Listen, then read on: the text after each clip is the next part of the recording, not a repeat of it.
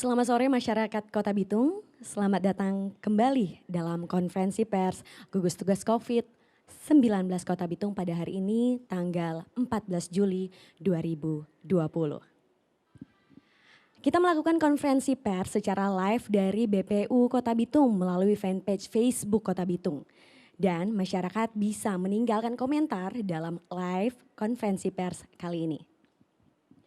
Konferensi pers kali ini mengenai laporan penanganan COVID-19 di Kota Bitung yang disampaikan langsung oleh Wali Kota Bitung tentunya Bapak Maximilian Jones Lomban selaku Ketua Gugus Tugas COVID-19 di Kota Bitung. Langsung dari BPU Kota Bitung, ini dia konferensi pers Gugus Tugas COVID-19 Kota Bitung.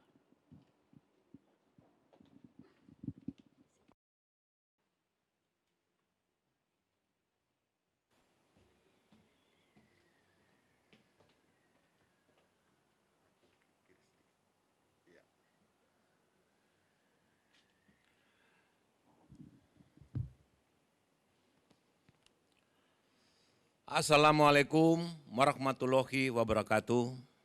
Salam sejahtera bagi kita semua. Shalom. Om Swastiastu, Namo Buddhaya, salam kebajikan. Masyarakat Kota Bitung yang saya hormati, saat ini kami gugus tugas COVID-19 Kota Bitung. Saya selaku ketua, saya didampingi oleh Bapak Kapolres, Bapak Kajari Kota Bitung, tetapi juga Pak Wakil Wali Kota. Kami akan menyampaikan laporan, tapi sekaligus permintaan kepada seluruh masyarakat kaitan dengan COVID-19 di Kota Bitung. Masyarakat Kota Bitung yang saya cintai, pertama-tama kita patut bersyukur kepada Tuhan Yang Maha Kuasa, karena kita semua masih diberikan kesehatan untuk dapat beraktivitas hingga saat ini dan bertemu secara virtual dalam kegiatan penjelasan progres kemajuan penanganan COVID-19 di Kota Bitung. Hari ini penderita pasien positif di Kota Bitung telah menembus 3 digit menjadi 103 pasien positif. Jumlah ini diprediksi masih akan terus bertambah dalam beberapa hari ke depan. Berbeda dengan beberapa kota di Indonesia, tren peningkatan pasien positif di Kota Bitung tampaknya baru saja dimulai. Hal ini harus menjadi sinyal kewaspadaan bagi kita semua untuk lebih mawas diri dan berhati-hati. Perlu saya tekankan, hal ini menjadi keprihatinan pemerintah Kota Bitung. Karena jumlah warga yang positif terjangkit COVID-19 di Kota Bitung belum menurun, tapi justru meningkat tajam. Bahkan sejumlah kecamatan dan kelurahan sebelumnya 0 kasus positif, kini malah sudah ada warga yang terjangkit. Data terakhir hari Senin tanggal 13 Juli 2020.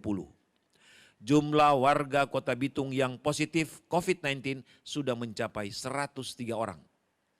Padahal 2 minggu sebelumnya hanya 36 orang.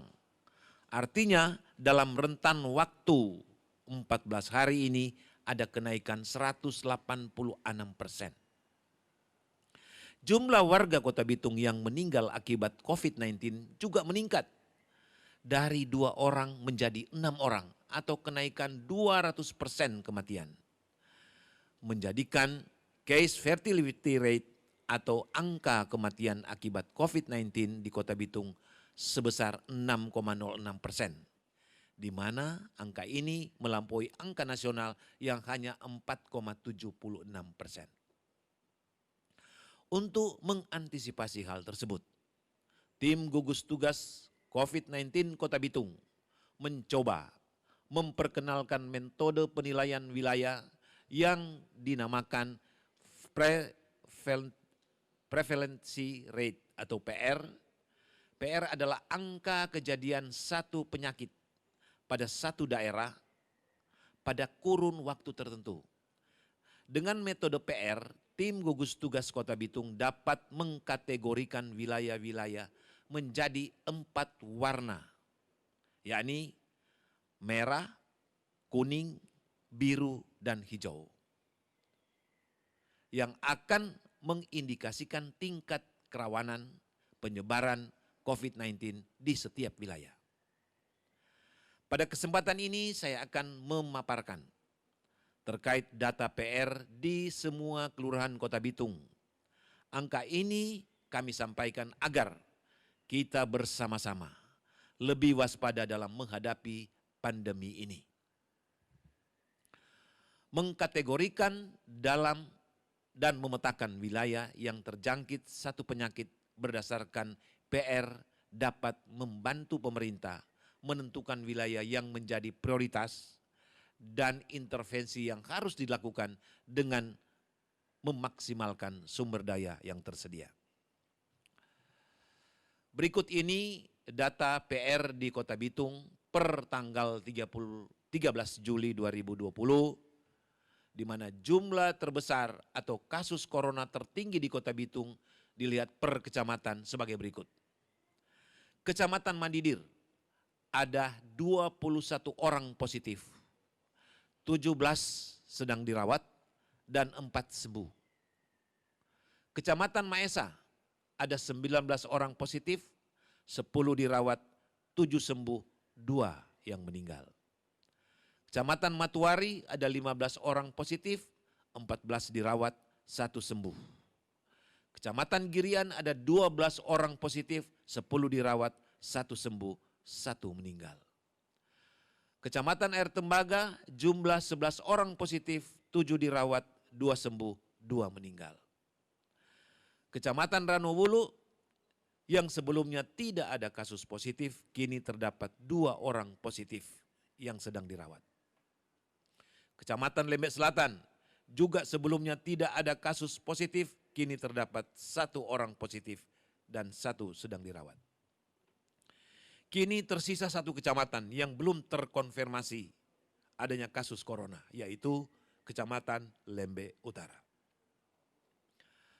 Kategori merah ada 3 kelurahan dengan prevalensi lebih besar dari 0,1, yaitu Kelurahan Pakadodan di Kecamatan Mandidir, Kecamatan Maesa, kemudian Kelurahan Kadoodan di Kecamatan Mandidir, dan Kelurahan Apla 2 di Kecamatan Ranowulu.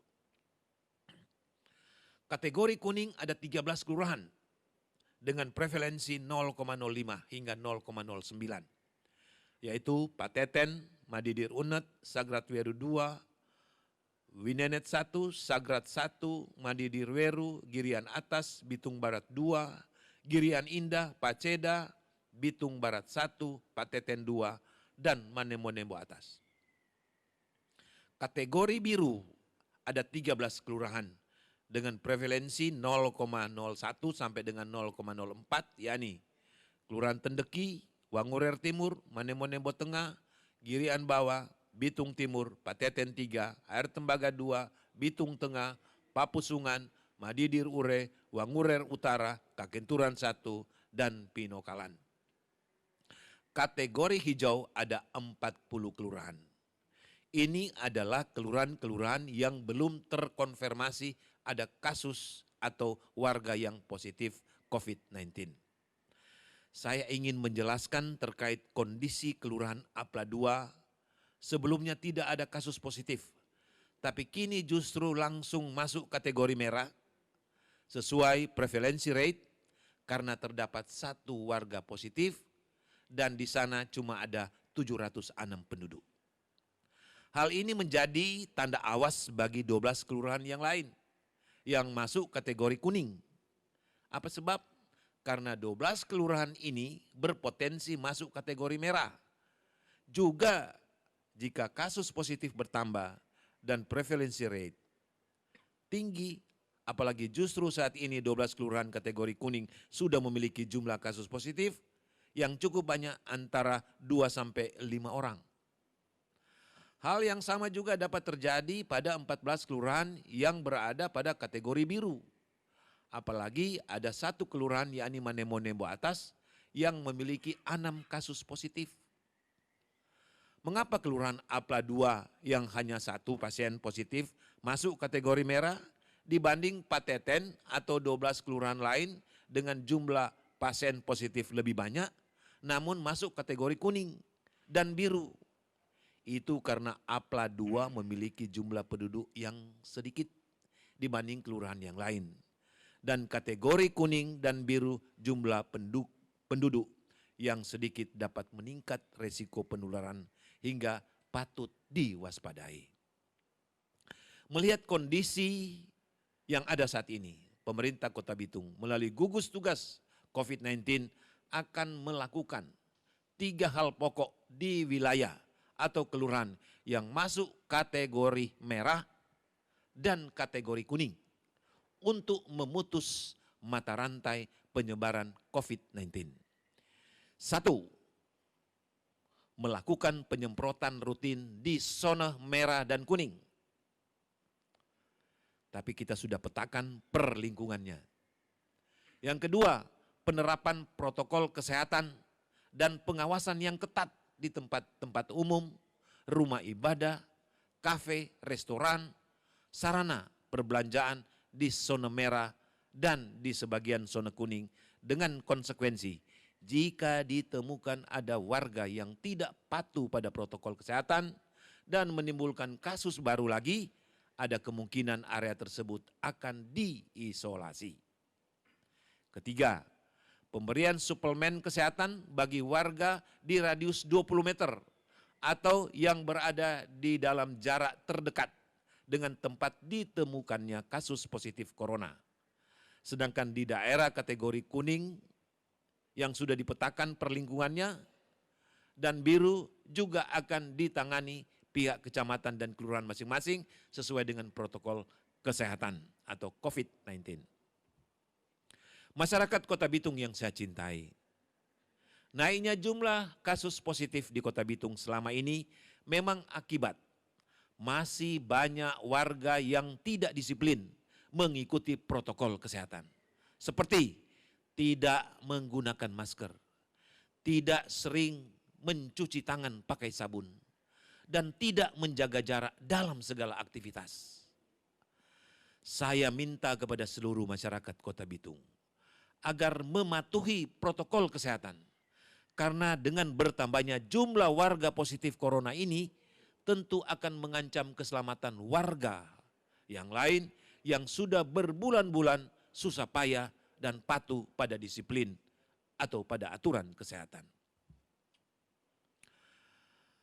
Sampai kini di dalam dunia kesehatan tidak ada orang yang kebal terhadap COVID-19. Tanpa mengikuti protokol kesehatan, bukan tidak sedikit dokter atau para medis di dunia yang menjadi korban meninggal akibat terjangkit virus corona ini. Padahal mereka ini sudah cukup disiplin memakai masker atau alat pelindung diri atau APD, sering cuci tangan dengan berbagai disinfektan, tapi toh tetap terjangkit hingga meninggal. Apalagi kita masyarakat yang tidak mau mengikuti protokol kesehatan, pasti kerentanan terjangkit jauh lebih tinggi. Semoga kenyataan ini dapat membuka mata masyarakat Kota Bitung. Ternyata COVID-19 bukan hanya hoax dan bisa menjangkit serta membunuh siapa saja. Mudah-mudahan masyarakat Kota Bitung semakin disiplin dan menjadikan protokol kesehatan sebagai satu kebutuhan. Sehingga segala aktivitas masyarakat bisa kembali aktif dan aman.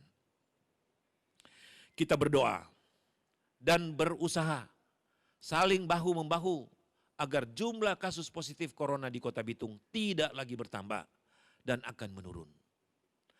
Pada kesempatan ini, saya berterima kasih kepada semua warga yang sudah patuh dan disiplin sesuai protokol kesehatan. Saya memberi apresiasi khusus kepada semua pihak, seluruh tim gugus tugas, para medis termasuk di dalamnya, dokter, perawat, dan petugas kesehatan lainnya. Juga saya berterima kasih kepada seluruh komponen Polri, TNI yang ikut mendukung dalam tugas pencegahan COVID-19 di Kota Bitung. Juga tak lupa saya ucapkan terima kasih kepada Palang Merah Indonesia Kota Bitung, para relawan, para wartawan, dan semua pihak yang turut terlibat dalam membantu di masa pandemi COVID-19 ini. Saya ingin menyampaikan siaga 5 untuk masyarakat Kota Bitung. Sekali lagi, siaga 5 untuk masyarakat Kota Bitung. 1, memakai masker. 2, menjaga jarak 1 hingga 2 meter dalam setiap aktivitas. 3, mencuci tangan pakai sabun dengan air mengalir sesering mungkin. 4, makan makanan bergizi dan berolahraga teratur untuk menjaga imun tubuh. 5 dan yang paling utama, mari kita saling mendoakan untuk kesehatan bersama. Demikian yang dapat saya sampaikan kepada seluruh masyarakat Kota Bitung. Wassalamualaikum warahmatullahi wabarakatuh. Shalom.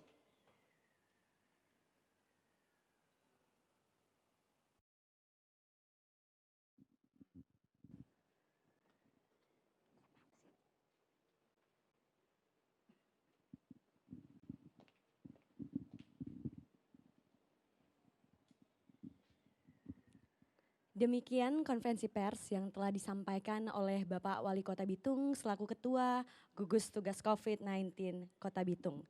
Semoga bisa menambah informasi Bapak Ibu semua dan mewakili seluruh tim yang bekerja. Saya Novita mengucapkan terima kasih. Bapak Ibu bisa men-share live Instagram, Facebook ini di Facebook Bapak Ibu masing-masing. Dan sampai jumpa dalam live fanpage Facebook Kota Bitung di lain kesempatan. Terima kasih.